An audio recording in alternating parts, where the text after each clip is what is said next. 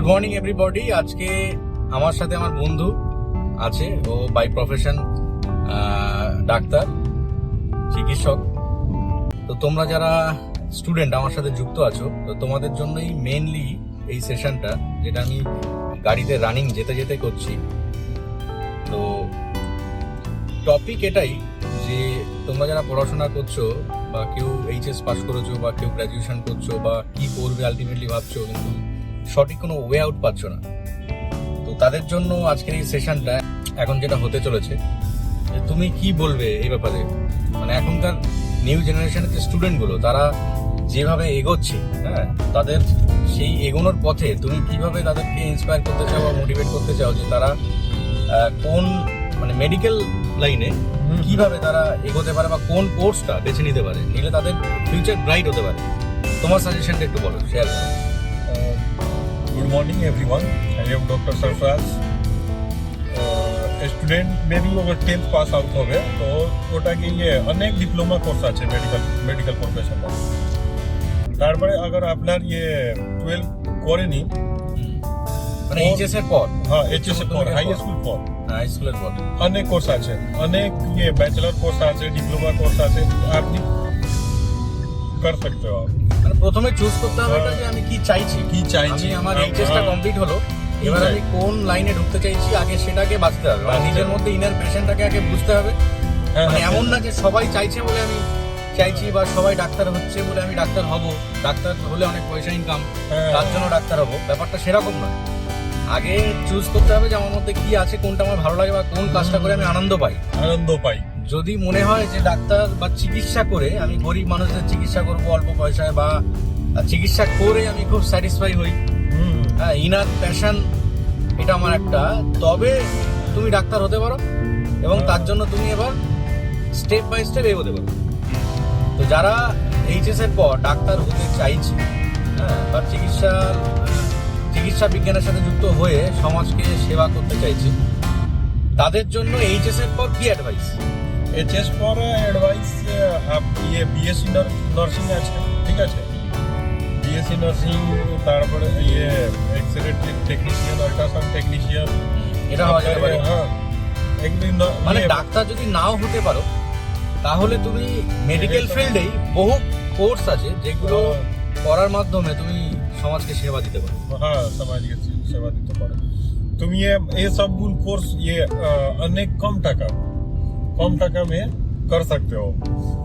और क्या बोलते हैं, अगर आपके पास प्रिपरेशन का हो, इनबिल्ट हो कि हम प्रिपरेशन कर सकते हैं, 1-2 साल टाइम दे सकते हैं अपने आप को प्रिपरेशन करने के लिए, तो नीट का प्रिपरेशन करो। नीट का प्रिपरेशन करके आप एमबीबीएस का एंट्रेंस वगैरह निकालो। তারপরে প্যারামেডিক্যাল কোর্স প্রিপারেশন করো, ওটা এর থেকে একটু ইজি আছে।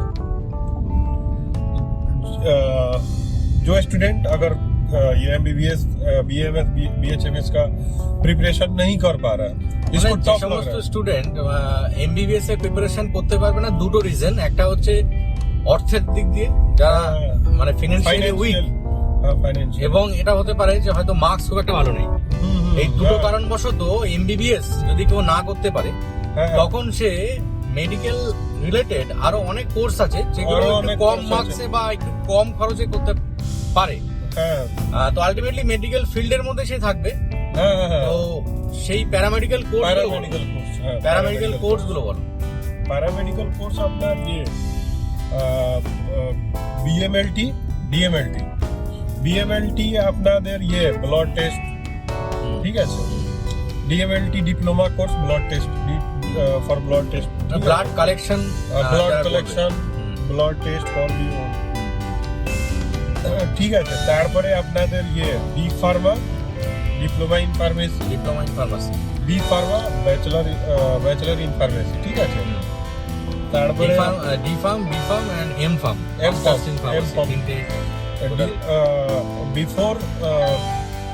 বিফোর বলছি আমি আফটার ডি ফার্মা আপনি বি ফার্মা করতে পারবেন। আফটার হাই স্কুল আপনি বি ফার্মা করতে পারবেন, ঠিক আছে।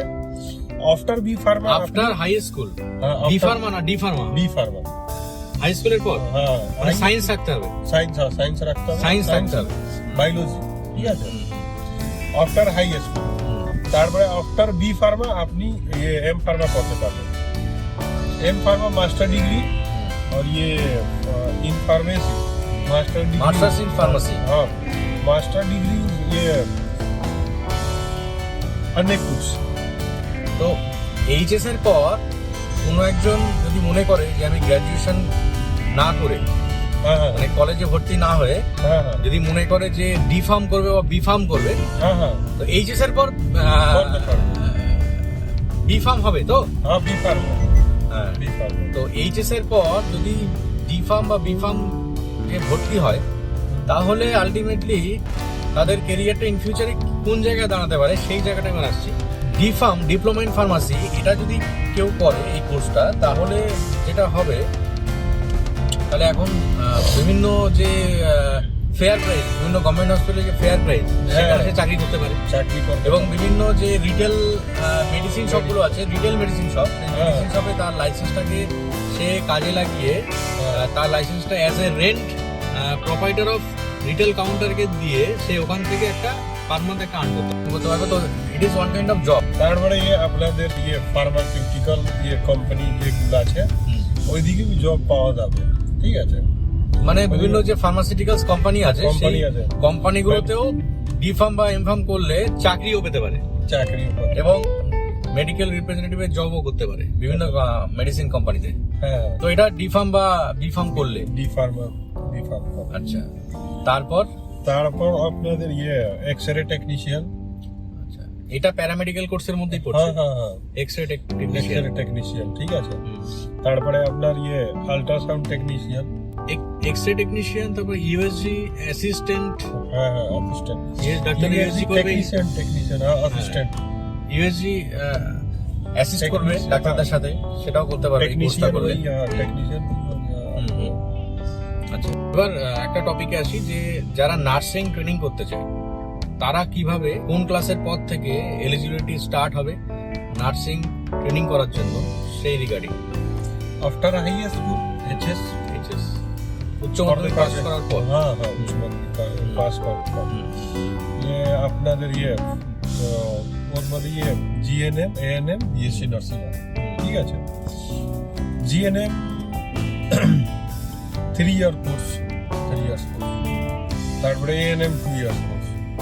BSc nursing 4 year course, bachelor course, ঠিক আছে। এর মধ্যে আপনি সব কোর্স করার পরে আপনি হসপিটালের মধ্যে আপনি চাকরি করতে পারবেন। কি চাকরি? এই কোর্সগুলো কোথায় করবে স্টুডেন্ট, কিভাবে যোগাযোগ করবে, অ্যাপ্লাই করবে সেটা? অনেক প্যারামেডিক্যাল কলেজ আছে, এসব কোর্স ওইদিকে করা যাবে, ঠিক আছে। আপনি গুগল পরে আপনি দেখতে পারবেন, মানে প্রাইভেট যে কলেজগুলো। হ্যাঁ প্রাইভেট কলেজ। এবার গভর্নমেন্ট কলেজের কথা যদি বলি, गवर्नमेंट कॉलेज का तो फिर और ये paramedical per year paramedical test होता है हर साल पूरे इंडिया में। सब हर एक स्टेट का अलग अलग होता है। तो आप वो एग्जाम को पास आउट करने के बाद आप किसी भी गवर्नमेंट कॉलेज में ज्वाइन कर सकते हैं। वेस्ट बंगाल में बहुत सारा कॉलेज है ऐसे नर्सिंग वगैरह का, उसमें जीएनएम, एएनएम, बीएससी नर्सिंग कर सकते हैं। इस कोर्स को करने के बाद ভালো হসপিটাল में জব আছে। মোটামুটি এইচএস এর পর যে কটা ওয়ে আউট দেখা গেল, নাম্বার 1 হচ্ছে ডাক্তার হওয়ার জন্য প্রিপারেশন দেওয়া এইচএস এর পর। হ্যাঁ হ্যাঁ এমবিবিএস এইচএস এর পরই তো এমবিবিএস। হ্যাঁ হ্যাঁ হ্যাঁ এইচএস পরে नीट কোয়ালিফাই করতে হবে। नीट কোয়ালিফাই করতে হবে। হ্যাঁ नीट কোয়ালিফাই করতে হবে, তারপরে আপনাদের এডমিশন হবে, তারপরে আপনি এমবিবিএস কমপ্লিট করতে পারবেন। তো এবার যদি কারো সামর্থ্য না থাকে ডাক্তারি পড়াশোনা করবে, সেটা হতে পারে মার্কসের কারণে, মার্কস কম আছে, বা এটা হতে পারে যে হয়তো সামর্থ্য নেই, অর্থনৈতিক দিক দিয়ে সামর্থ্য নেই। তো সেক্ষেত্রে তারা প্যারামেডিক্যাল যে বিভিন্ন কোর্সগুলো আছে সেগুলো করতে পারে, করে আলটিমেটলি সেই পেশেন্টদের, মানে দুস্থ রোগীদের সেই সেবা করার মধ্যেই নিজেকে নিয়োগ করা হচ্ছে ultimately, হ্যাঁ, তাই না? হ্যাঁ। সবসময় যে ডাক্তার হতেই হবে বা ডাক্তার হয়েই সেবা করতে হবে এরকম কোনো ম্যাটার নেই। কোনো ব্যাপার। আলটিমেটলি এই যে এডুকেশন, এই যে মেডিকেল কোর্সগুলো, যেগুলো এমবিবিএস এর নিচে যে কোর্সগুলো আছে সেগুলো করে আলটিমেটলি সেই ডাক্তারের আশেপাশে থেকে আলটিমেটলি সেই পেশেন্টদেরকেই আমরা পরিষেবা দিতে পারবো। একদম অবশ্যই অবশ্যই পরিষেবা দিতে তো পারবে। ডাক্তার যে হতেই হবে বা ডাক্তার হতে পারিনি তার জন্য মন খারাপ করার কোনো ব্যাপার নেই। কোনো ব্যাপার নেই। তো যারা অর্থনৈতিক কারণের জন্য ডাক্তারি পড়াশোনা করতে পারেননি বা পাচ্ছেন না বা পারবেন না ইন ফিউচার, তাদের মন খারাপ করার কোনো প্রয়োজন নেই। কোনো প্রয়োজন। তারা এমবিবিএস এর নিচে যে প্যারামেডিক্যাল কোর্সগুলো হয়, যেমন একটু আগে আলোচনা করলাম ডি ফার্ম, বি ফার্ম, তারপর প্যারামেডিক্যাল আরো যে কোর্সগুলো আছে, অনেক ডিপার্টমেন্ট যেগুলো আছে যেগুলো প্যারামেডিক্যাল কোর্সের মধ্যে পড়ে, blood collection, all kind of this, এগুলো করার মাধ্যমে আমরা আলটিমেটলি সেই পেশেন্টদেরকেই সেবা করছি। তো আমাদের মুখ্য উদ্দেশ্য এটা না যে ডাক্তার হতে হবে বা অনেক পয়সা ইনকাম করতে হবে বা এটসেট্রা এটসেট্রা। তো মোটামুটি ওভারঅল আমরা মেডিকেল ফিল্ডে যদি নিজেকে যুক্ত রেখে বহু মানুষকে পরিষেবা দেওয়ার মাধ্যমে যদি এই তৃপ্তিটাকে অর্জন করতে পারি তাহলেই আই থিঙ্ক যথেষ্ট। এটা অনেক বড় একটা কাজ, তাই না? হ্যাঁ, অনেক। তো যারা এইচএস পাস করছো বা পাস করে গেছো তাদের জন্য যে অ্যাডভাইসটা আমরা আজকের এই কনভারসেশন থেকে পেলাম সেটা হচ্ছে যে আমরা যদি নিজেদেরকে মেডিকেল ফিল্ডে যদি নিয়োগ করতে চাই তাহলে এর বেনিফিট কি? বেনিফিট হচ্ছে যে মেডিকেল ফিল্ড এমন একটা ফিল্ড যেটা ইন ফিউচার আগামী দিনে হয়তো অনেক কিছু বন্ধ হয়ে যেতে পারে, অনেক ইন্ডাস্ট্রি বন্ধ হয়ে যেতে পারে, কিন্তু এই ফিল্ডটা কোনোদিন বন্ধ তো হবেই না, বরঞ্চ দিন দিন বাড়বে। কারণ যত দিন যাচ্ছে মানুষের নানান রকম রোগ তৈরি হচ্ছে এবং জটিল থেকে জটিলতম নানান প্রবলেম শারীরিক এবং মানসিক দুদিকেই মানুষ সাফার করছে। তো যদি আমরা মেডিকেল ফিল্ডটাকে বেছে নিই, যদিও বা কম্পিটিশন প্রচুর হাই, প্রচুর মানুষ এখন এইদিকে এগোচ্ছে, তো যদি এই মুভমেন্টে দাঁড়িয়ে যদি আমরা মেডিকেল ফিল্ডটাকে বেছে নিই এইচএস পাস করার পর, বা যদি এখন থেকে হয়তো কেউ ক্লাস 8-এ পড়ুক বা ক্লাস 9-এ পড়ুক, এই সময় থেকেই যদি আমরা টার্গেট একটা গোল সেট করে নিই নিজের ব্রেনে, নিজের মনের মধ্যে যে আমরা মেডিকেল ফিল্ডে যাব, তো ম্যান্ডেটরি এটা নয় যে ডাক্তারই হতে হবে, কারণ অনেকের সামর্থ্য নেই বা অনেকের সেই লেভেলের মার্কস হয়তো নেই। তো যাদের সামর্থ্য নেই বা কম মার্কস আছে তারা ডাক্তার না হতে পারলেও মেডিকেল যে এই ধরনের যে প্যারামেডিক্যাল যে কোর্সগুলো, এই কোর্সগুলো করার মাধ্যমে তারা পরিষেবা আমরা দিতেই পারি সমাজে, এবং সেখান থেকে আমরা একটা গ্যারান্টিড একটা রিটার্ন পাবো। কারণ হচ্ছে এই ফিল্ডটা বসে নেই বা মেডিকেল ফিল্ডটা কোনোদিনই যত দিন যাবে তত বেটার হবে, যত দিন যাবে তত এই ফিল্ডের চাহিদা বাড়বে, কারণ রোগ বাড়ছে, মেন্টাল এবং ফিজিক্যাল সমস্ত দিক দিয়েই মানুষ সাফার করছে। তো আমরা সেই জায়গাটাকে, সেই প্রফেশনটাকে বেছে নিলে হবে কি, তো আমরা সেই পরিষেবাটা তাহলে সেই জায়গাতে দিতে পারবো। जब तक मनुष्य इस धरती पे जिंदा है तब तक ये परिसेवा देने के लिए या फिर ये ह्यूमैनिटी के लिए या इनकम के लिए हेल्थ फील्ड ऑलवेज एकदम रेडी है। जब तक मनुष्य है ये धरती पे, जब तक है पूरा ह्यूमन कल्चर है, तब तक हेल्थ फील्ड एकदम जिंदा है। इसमें बस तन मन धन से मेहनत करना है, जानना, नॉलेज लेना है और ये लोग को सेवा देते रहना है। सब कुछ होते रहेगा, इनकम होगा, इज्जत मिलेगा, शोहरत मिलेगा, हर एक चीज मिलेगा, हर एक चीज मिलेगा। তো দাদা যেটা বলছে যে আমরা যদি একটা গোল সেট করি, এবং যারা ক্লাস তোমরা 8-এ পড়ো বা 9-এ পড়ো বা মাধ্যমিক পাস করেছো বা উচ্চ মাধ্যমিক পাস করেছো, এই মুহূর্তে তোমাদের লাইফের যে গোল, সেই গোলটাকে আগে আইডেন্টিফাই করতে হবে যে আমরা কি চাইছি। তো মেডিকেল ফিল্ডে যদি তোমরা আসতে চাও তাহলে তোমাদেরকে কিন্তু ফার্স্ট অফ অল চেষ্টা করতে হবে মার্কসটা বেটার করার। আর ডি ফার্ম ছাড়া মেডিকেল ফিল্ডে আর একটা দারুণ কোর্স আছে যেটা আমি ইনক্লুড করতে চাই এর মধ্যে, সেটা হচ্ছে অপটোমেট্রি। যে কোর্সটা এটা বিভিন্ন প্রাইভেট কলেজে এখন করানো হচ্ছে, আই ডিপার্টমেন্ট। তো যদিও বা ডাক্তার না, তারা ডাক্তার হবে না, কিন্তু আই ডিপার্টমেন্টের চোখ দেখা, চোখটাকে টেস্ট করা, টেস্ট করে কি প্রবলেম সেটাকে বিচার বিবেচনা করে তারা একটা প্রেসক্রাইব করতে পারে। তো এই কোর্সটা করলে মোটামুটি বিভিন্ন যে ছোট ছোট এখন আই প্লাস প্লাস টাইটান, এই সমস্ত যে চশমার দোকানগুলো আছে, এই দোকানগুলোতে তারা সার্ভিস করতে পারে, জব করতে পারে, এবং প্যারালালি তারা তাদের ওয়ার্কিং আওয়ার শেষে, মানে যেখানে জব করছে এই সমস্ত জায়গা, এই যেখানে জব করছে এরকম জায়গায় জব করার পরে আলটিমেটলি এর পরের যে সময়টা তারা কোনো না কোনো চশমার দোকানে তারা অ্যাজ এ প্র্যাকটিশনার প্র্যাকটিস করতে পারে। তো একদিকে জবও করা হলো, আবার একদিকে জবের পর কোনো একটা ওষুধের কোনো একটা চশমার দোকানে তারা প্র্যাকটিসও করতে পারে। তো অবশ্যই অবশ্যই একদিক দিয়ে জবের স্যালারি পাবে, আবার একদিক দিয়ে প্র্যাকটিস করে সেখান থেকে কিন্তু একটা টাকা আর্ন করতে পারে। তো এটা একটা দারুণ কোর্স। সম্ভবত 4 বছর কি 5 বছর, 1 বছর বোধহয় ইন্টার্নশিপের ব্যাপার আছে এরপর। তো এই কোর্সটা যদি করা যায় তাহলে এটা আমার মতে, as my opinion, D farmer থেকেও এটা বেটার বোধহয় বেটার।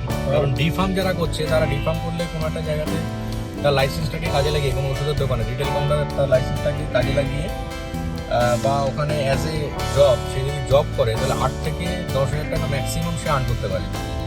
অবশ্যই না, আরো বেশি, একটু শহরের দিকে এলে 15 to 25,000 আর্ন করতে পারে। তো আশা করি আমাদের কনভারসেশন তোমাদের হয়তো কিছুটা হেল্প করবে। একটা ইচ্ছা শক্তি থাকার খুব দরকার, যে বাবা মা পড়ালেখা শিখিয়েছে এত কষ্ট করে, এত পয়সা আমাদের পিছনে ঢেলেছে, সেই নার্সারি থেকে এই পর্যন্ত আমরা পড়াশোনা করে এলাম, একটা বিশাল জার্নি এবং একটা হিউজ সময় আমরা দিয়েছি। তো এখান থেকে একটা রিটার্ন তো আমাদের নিতেই হবে, এবং আমাদের ইন ফিউচারে আগামী দিনে বহু বড় বড় দায়িত্ব আমরা পালন করতে চলেছি।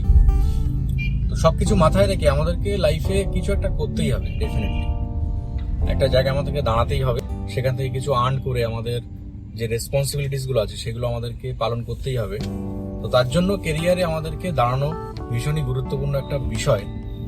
তো যার জন্য যারা এখন এই যে স্টেজগুলোতে আছো, মাধ্যমিক উচ্চ মাধ্যমিক পাস করছো বা পড়াশোনা করছো, এটা একটা গোল্ডেন টাইম তাদের কাছে, যে এই মুহূর্তে ডিসাইড করে যে আমরা কোন দিকে আমাদেরকে ইন ফিউচারে এগিয়ে নিয়ে যাব। একটা বাস ড্রাইভারও জানে যে এখন তার ঠিক কোন দিকে সে যাবে এবং কত সময়ের মধ্যে কোন বাস স্টপে পৌঁছাতে তাকে হবে, এটা কিন্তু একজন বাস ড্রাইভারও জানে। একজন যে বিমান চালায় সেও কিন্তু এটা জানে যে আমাদের স্কাই রুট ম্যাপটা কি, কিভাবে আমরা পরিকল্পনা মাফিক যাব এবং কোন সময় কোথায় পৌঁছাবো।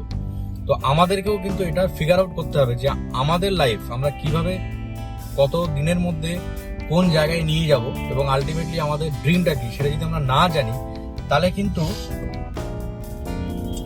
আলটিমেটলি যেটা হবে যে আমরা ঠিকঠাক কোনো একটা জায়গায় পৌঁছাতে পারবো না, এদিক ওদিক ঘুরে বেড়াবো। তো আগে ডিসাইড করতে হবে যে কি করব, তারপর সেইভাবে আমরা আস্তে আস্তে এগোবো। এবং এর সাথে যেটা ইনক্লুড করতে চাই, সবাই তোমরা বড়দেরকে রেসপেক্ট করবে এবং মাথা ঠান্ডা করে লাইফে এগোও, এটাই অ্যাডভাইস আমাদের তরফ থেকে। তুমি আর কিছু বলতে চাও? মানে আমার সাথে বহু স্টুডেন্ট যুক্ত আছে, যাদেরকে আমি প্রাণ খুলে কিছু অ্যাডভাইস দিতে চাই, তারা যাতে কিছু করতে পারে ইন ফিউচার, এবং চাই যে এমন কিছু টিপস তাদেরকে দিতে, যারা সেই টিপসটাকে কাজে লাগিয়ে খুব তাড়াতাড়ি শর্ট টাইমের মধ্যে একটা জায়গায় যেতে পারে। তো সেই রিগার্ডিং তোমার যদি কিছু বলার থাকে লাস্টলি তুমি বলতে পারো। सबसे पहले फर्स्ट ऑफ ऑल, कोई भी काम छोटा नहीं होता। अगर एमबीबीएस नहीं कर पाते हो, कोई भी नर्सिंग कोर्स करो, कुछ भी करो, सेवा करना है, मन में रखना है कि हमको सेवा करना है। कोई भी काम छोटा नहीं होता, उसको उसी लाइन में, जिस लाइन में तुम जा रहे हो, अपना गोल सेट करो, गोल सेट करके उसमें मेहनत करो, उसमें उस लाइन के सबसे बड़ा आदमी बनो। सबसे बड़ा आदमी कैसे बन सकते हो? तुमको हर एक उस मामले में हर एक तरीके से 100% नॉलेजेबल होना होगा। नॉलेजेबल कैसे होगे? नॉलेज गेन करो, बुक से, नेट से, हर एक चीज़ है अभी अवेलेबल है। गार्जियन हर एक चीज़ अवेलेबल दे रहा है आज के ज़माने में। इससे पहले ये सब चीज़ नहीं था हम लोगों के टाइम। तो नॉलेज गेन करो, हर एक चीज अच्छे से अपने आप ये तैयार करो, रेडी करो, प्रिपरेशन करो, मेहनत करो, 100% नॉलेज लो। और जिस भी जो भी गोल हो तुम्हारा, उस गोल में ये अपना ये रखो कि हमको उस गोल के सबसे बड़ा आदमी बनना है। जिस भी लाइन में जाओ सबसे बड़ा आदमी बनो। और गार्जियन के गार्जियनशिप में अगर तुम रहते हो, जितने बच्चे हो, जो भी हो, हम लोग भी है अभी, अगर हम लोग के गार्जियन है, हम लोग उन लोग के अंडर में रहते हैं, गार्जियनशिप के अंडर में रहते हैं, बहुत कुछ कर सकते हैं, बहुत कुछ कर सकते हैं। अगर गार्जियनशिप में नहीं है तो फिर बहुत बड़ा कुछ कर पाना पॉसिबल नहीं है। पॉसिबल तभी होगा जब आप गार्जियनशिप में रहोगे, गार्जियन का बात मानोगे। एक्चुअली गार्जियन हमसे अनेक दिन हर एक चीज देखे होते हैं, এক্সপেরিয়েন্স বহুত ज़्यादा है बहुत ज्यादा एक्सपिरियंस होता है এবং गार्जियन। গার্জিয়ানের সাথে স্টুডেন্টদের কনফ্লিক্ট সেই জায়গাতে হয় যে স্টুডেন্ট করতে চাইছে অন্য একটা কিছু, গার্জিয়ান বলছে না এটা করো। আলটিমেটলি স্টুডেন্ট যখন নতুন একটা ওয়ে ফাইন্ড আউট করে, তো সেই ওয়েটা গার্জিয়ানদের অজানা থাকে। আর সেখান থেকে যে সাকসেসফুল হতে হয়, যেমন এখন বহু ইউটিউবার ব্লগার আছে যারা ইউটিউবটাকে অ্যাজ এ প্রফেশন বেছে নিয়েছে, কিন্তু যখনই বাড়িতে বলছে যে আমি সব ছেড়ে ইউটিউবার হবো বা এটা হবো ওটা হবো, এই জিনিসগুলো তো গার্জিয়ানরা জানে না। हाँ हाँ তো ব্যাপারটা হচ্ছে যে আগে কিছু একটা প্রুফ তোমাকে করে দেখাতে হবে, हाँ তারপর গার্জিয়ান তোমাকে বিশ্বাস করবে, তারপর তোমাকে সেটা সম্মতি দেবে, তাই না? हाँ हाँ তার জন্য সেটাকে আগে প্রুফ করতে হবে তোমাকে, এবং সেখানেও কিন্তু পরিশ্রম এবং সবকিছু সেখানেও প্রয়োজন। উইদাউট এফোর্ট কোনো কিছু তো পাওয়া সম্ভব নয়। তো তোমাকে আগে প্রুফ করতে হবে, তারপর তুমি এটা আশা করতে পারো যে গার্জিয়ান তোমাকে সাপোর্ট করবে। अवश्य তুমি কিছু প্রুফ না করেই তুমি যদি এক্ষুনি বলো যে আমি এটা করতে গিয়ে 2 লাখ টাকা লাগবে, তাহলে সেক্ষেত্রে তো গার্জিয়ানের দেওয়া সম্ভব না, কারণ ওই 2 লাখ টাকাটা গার্জিয়ান হয়তো অ্যারেঞ্জ করেছে বহুকাল ধরে। अवश्य অনেক মানুষ আছে 50,000 টাকা জমায় হয়তো 10 বছরে, তো সে 50,000 টাকাটা তুমি তার কাছ থেকে ছিনিয়ে নাও, তুমি নতুন একটা কিছু করবে বলে, তো সে তার সারা লাইফের জোগাড় কি করে তোমাকে বিশ্বাস করে দেবে, তাই না?